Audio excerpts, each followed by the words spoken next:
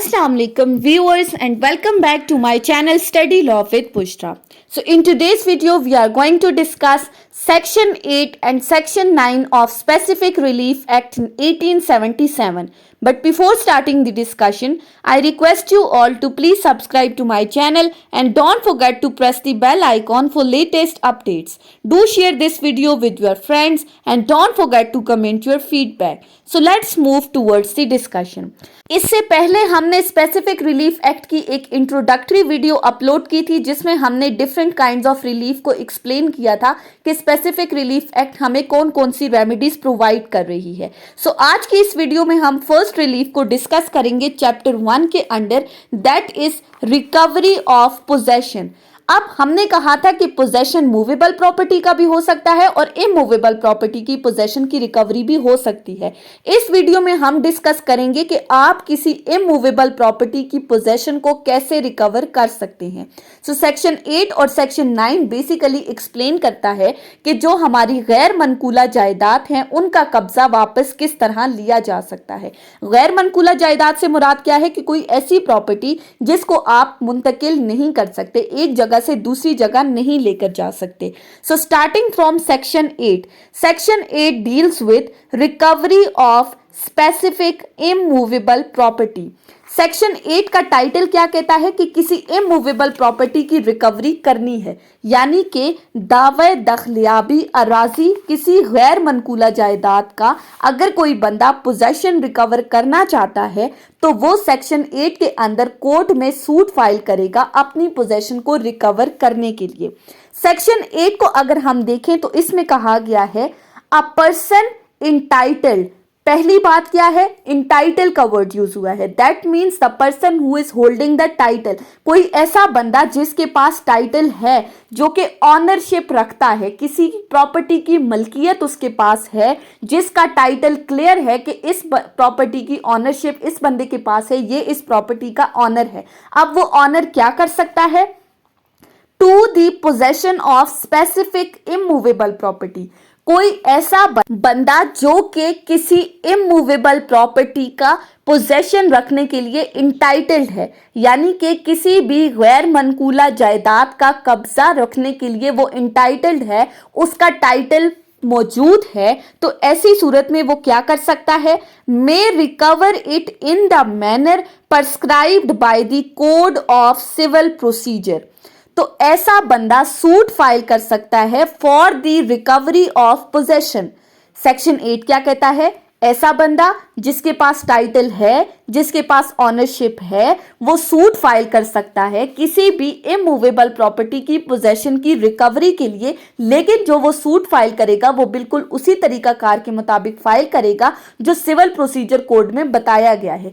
यानी कि सीपीसी में हमने क्या पढ़ा था कि फर्स्टली प्लेंटिफ आएगा, वो अपना कोर्ट के अंदर प्लेंट फाइल करेगा, अपना दावा देगा, दावा देने के बाद फिर वो दूसरी पार्टीज को समन भिजवाएगा।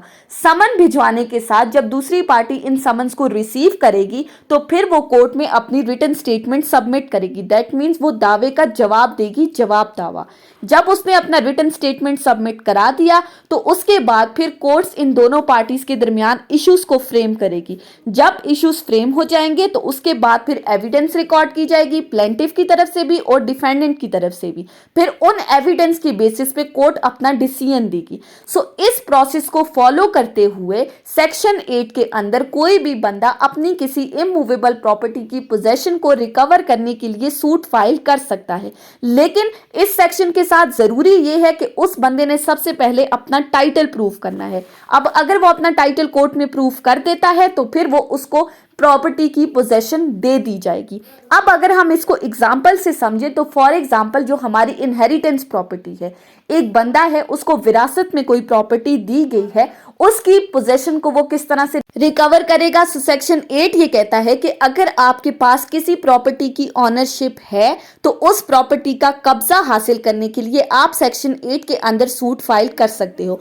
अब हमने इनहेरिटेंस प्रॉपर्टी की बात की तो हम मान लेते हैं कि दो भाई हैं और उनके दरमियान बाप की विरासत तकसीम हो गई है और विरासत कुछ इस तरह से तकसीम हुई है कि उन दोनों के हिस्से में एक मकान या कोई भी घर आ गया है। अब इन दोनों के पास इस प्रॉपर्टी का ऑनरशिप है, लेकिन उनमें से एक भाई इस प्रॉपर्टी के अंदर, इस मकान के अंदर रह रहा है, यानी कि मालिक होने के साथ साथ उसके पास इस प्रॉपर्टी का पोजेशन भी है। अब दूसरा भाई, उसके पास ऑनरशिप तो है, उसकी मलकियत की तो है वो प्रॉपर्टी, लेकिन वो उस घर में रह नहीं रहा, यानी उस प्रॉपर्टी का कब्जा उसके पास नहीं है। अब ये सेक्शन क्या बात करता है कि आपने के पास अगर ऑनरशिप है, इंटाइटल्ड हैं अगर, तो आप फिर उस प्रॉपर्टी की पोजेशन की रिकवरी के लिए सूट फाइल कर सकते हैं। तो ऐसी सूरत हाल में अब वो जो दूसरा भाई है वो पहले को कहता है कि तुम मुझे इस प्रॉपर्टी का कब्जा भी दो, चूंकि मैं इस प्रॉपर्टी का मालिक हूं। लेकिन जो पहला भाई है वो उसे इस प्रॉपर्टी का कब्जा देने से इनकार कर देता है। तो फिर ये जो दूसरा भाई है ये कोर्ट के अंदर जाएगा, प्रॉपर प्रोसीजर्स को फॉलो करते हुए वो सूट फाइल करेगा। सूट फाइल करने के साथ वो कोर्ट में सबसे पहले जाकर अपना टाइटल प्रूफ करेगा, अपनी ऑनरशिप को प्रूफ करेगा, और जैसे ही वो अपनी ऑनरशिप को प्रूफ करेगा तो उसके बाद एविडेंसेस को रिकॉर्ड करने के बाद कोर्ट उसके हक में डिक्री पास कर देगी। यानी कि जैसे ही उसका टाइटल प्रूफ हो गया तो उसके बाद फिर प्रॉपर्टी की पोजेशन भी उसी बंदे को दे दी जाएगी, if he files the suit in a manner prescribed in civil procedure code, जो अभी हमने डिस्कस किया है। उसके बाद आ जाते हैं सेक्शन 9 के ऊपर। सेक्शन 9 बात करता है suit by person dispossessed of immovable property की। अब इस सेक्शन को अगर हम देखें तो ये सेक्शन बात करता है कि सूट कोई ऐसा बंदा फाइल कर रहा है जिसको उसकी इमूवेबल प्रॉपर्टी से डिस्पोजेस कर लिया गया है। सेक्शन 8 में हमने क्या कहा था, एक बंदा इंटाइटल है, ऑनर है, तो वो क्या कर सकता है, पोजेशन की रिकवरी के लिए सूट फाइल कर सकता है। यहां पर बात की जा रही है कि अगर किसी बंदे को रॉन्गफुली डिस्पोजेस कर दिया है, उसकी प्रॉपर्टी से उसका कब्जा छीन लिया है, तो वो जो सूट फाइल करेगा वो इस सेक्शन के अंडर करेगा।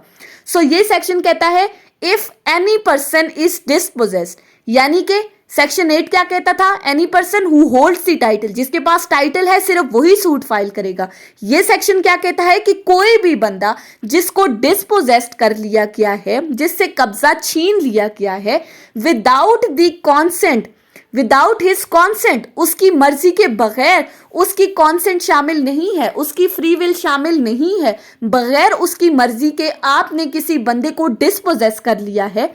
किससे डिस्पोजेस किया है, of immovable property otherwise than in due course of law. और ये जो डिस्पोजेशन हुई है ये ड्यू प्रोसेस ऑफ लॉ के अकॉर्डिंग नहीं हुई, यानी कि लॉ के प्रोसीजर्स को अडॉप्ट करते हुए नहीं किया। अब लॉ का प्रोसीजर अडॉप्ट नहीं हुआ तो मतलब कैसे डिस्पोजेस किया है, फोर्सफुली आपने उसको डिस्पोजेस कर लिया है, गैर कानूनी तौर पर आपने उसको जबरदस्ती जबरन उसकी प्रॉपर्टी से डिस्पोजेस कर लिया है। तो वो बंदा अगर उसको उसकी मर्जी के बगैर फोर्सफुली जबरन उसको डिस्पोजेस कर लिया है तो वो क्या कर सकता है, he may file a suit for the recovery of his possession। तो वो क्या कर सकता है, वो सूट फाइल कर सकता है अपनी पोजेशन को रिकवर करने के लिए। या तो वो बंदा खुद सूट फाइल कर सकता है या उसके बिहाफ पर उसका कोई भी रिप्रेजेंटेटिव कोर्ट में आए और उसकी पोजेशन की रिकवरी के लिए सूट फाइल कर सकता है। लेकिन यहाँ जो तीसरी बात लिखी गई है, तीसरी बात ये कहती है कि यहाँ पर जो टाइटल है वो इमटेरियल है। दैट मीन्स कि आपको टाइटल प्रूफ करने की जरूरत नहीं है। अगर आपको रॉन्गफुली डिस्पोजेस किया है तो आप कोर्ट में सूट फाइल कर सकते हैं for the recovery of your possession. So अब सेक्शन 8 और सेक्शन 9 का डिफरेंस क्लियर हो गया कि उस सेक्शन में बात की गई थी कि अगर आप इंटाइटल हैं तो आप पोजेशन की रिकवरी कर सकते हैं। इस सेक्शन में कहा गया कि अगर आपको रॉन्गफुली डिस्पोजेस किया गया है तो फिर आप पोजेशन की रिकवरी के लिए सूट फाइल कर सकते हैं। अब इसके बाद अगर हम इसी सेक्शन की क्लॉज 2 को देखें तो क्लॉज 2 कहती है nothing in this section shall bar any person from suing to establish his title to such property and to recover the possession there of. इस सेक्शन में कहा गया है, शेल का वर्ड यूज हुआ है कि ये सेक्शन उस बंदे के ऊपर रुकावट नहीं डाल रहा, उस बंदे के ऊपर बार नहीं लगा रहा कि अगर तो कोई ऐसा बंदा है जिसका टाइटल डिस्प्यूटेड है, तो अगर वो अपने टाइटल को रिकवर करना चाहता है तो वो इस सेक्शन के अंडर सूट फाइल कर सकता है। फॉर एग्जाम्पल, एक बंदा है, उसने अपना मकान रेंट पर दे दिया है किसी दूसरे बंदे को, और कुछ अरसे बाद जो टेनेंट है वो इस बंदे के रेंट वाले मकान पर कब्जा कर लेता है। अब यहाँ पर टाइटल किसके पास है, असल मालिक कौन है, एक्चुअल ऑनर कौन है, जिसने रेंट पर मकान दिया था, और जो फेक ऑनर है जो प्रूव कर रहा है अपनी ऑनरशिप को, वो कौन है, वो टेनेंट है जो कि उस मकान में रेंट पर रह रहा था। तो ऐसी सूरत में जहां पर आपका टाइटल डिस्प्यूटेड है तो ये सेक्शन आपको नहीं रोक रहा कि आप टाइटल से रिलेटेड सूट फाइल नहीं कर सकते। मीन्स टू से कि पोजेशन के साथ साथ ये सेक्शन आपको अलाउ कर रहा है कि ऐसे केसेस में जहां पर आपका टाइटल डिस्प्यूटेड है तो उस टाइटल को प्रूव करने के लिए आप सूट फाइल कर सकते हो।